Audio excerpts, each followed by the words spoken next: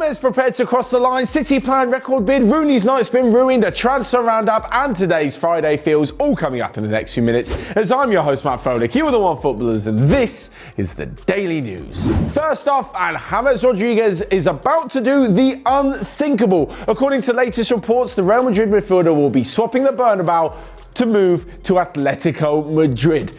You just don't do that in football. You just don't move to the team's greatest rivals. However, I can kind of understand him. Basically, last summer it looked like he was going to leave. It looked like Zidane really didn't have him in his plans, but he ended up staying. Now, he hasn't played a La Liga game since the middle of October. It's clear that he's been frozen out. Zidane doesn't want him, so maybe Atletico Madrid can even get him at a cut price deal. For me, James Rodriguez has always been that player that's just been below world-class level.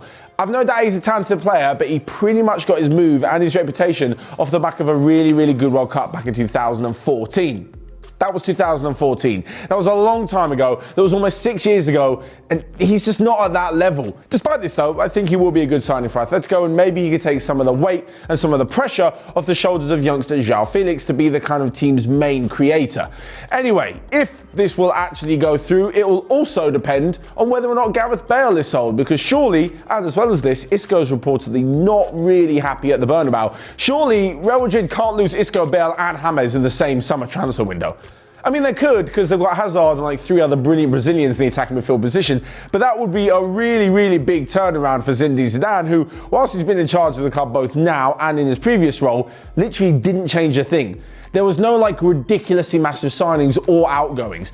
In fact, in those 4 Champions League finals that Real Madrid won, 3 of them being under Zinedine Zidane, they played the same starting lineup for each minus 1 change, which is Bale for Isco in one of them. That's it. This would be and could be an incredibly busy summer at the Bernabeu. And talking of big money spending, Manchester City, of course. Despite the fact that they may still have a Champions League ban for breaking financial fair play rules, they're planning a record transfer bid. This would be around 85 million for Inter Milan defender Milan Skriniar. Now, it's clear Manchester City's defensive problems are there. John Stones just does not seem to be up to the level whenever he plays. Neither does Nicolas Otamendi. He could be on his way out of the club. At the moment, well, Aymeric Laporte seems to be on and off the injury table more than he's on and off the pitch. And Fernandinho is a 35-year-old central defensive midfielder who seems to be filling in at centre-back.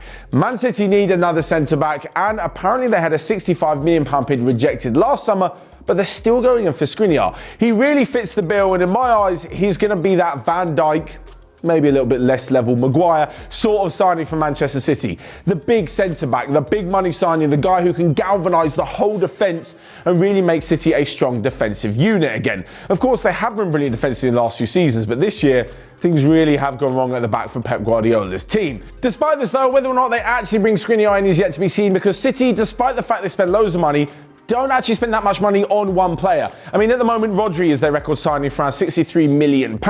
So I'm not so sure whether they absolutely break the bank, but as we mentioned before, they do kind of need it. But moving on, and to City's greatest rivals, who they actually play this weekend, in Manchester United, who cruise through to the FA Cup quarter-finals, completely and utterly ruining Wayne Rooney's night. The Derby County midfielder was, of course, playing his former club, the club where he's top goal scorer and an absolute legend, and aside from 2 free kicks, really couldn't kickstart his team into action. Manchester United ran out 3 winners thanks to 2 goals from Odion Ighalo. Now, he said after the game he doesn't really care about what people say about his transfer and that he's going to keep playing and scoring goals. He's doing what it says on the tin and what we asked for when we signed him. Very, very happy with him. That type of striker is vital for a team.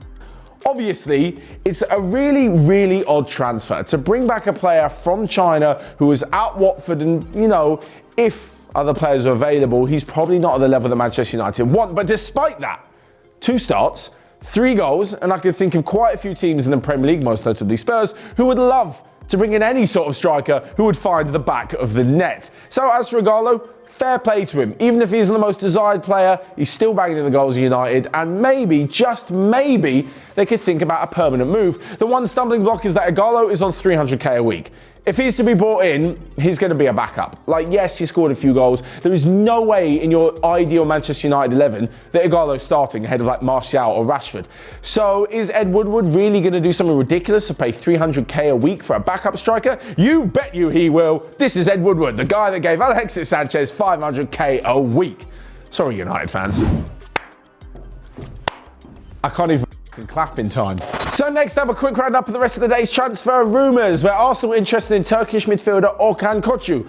I probably said that completely and utterly wrong. Elsewhere, and PSG's defender Thomas Meunier, whose contract expires at the end of the season, has been in talks with Dortmund about moving to the Bundesliga. The Premier League have banned all shaking hands before the games this weekend to try and reduce the spread of the coronavirus. And in the She Believes Cup in England women's football, they lost 2-0 as they started their defence of the trophy to the USA.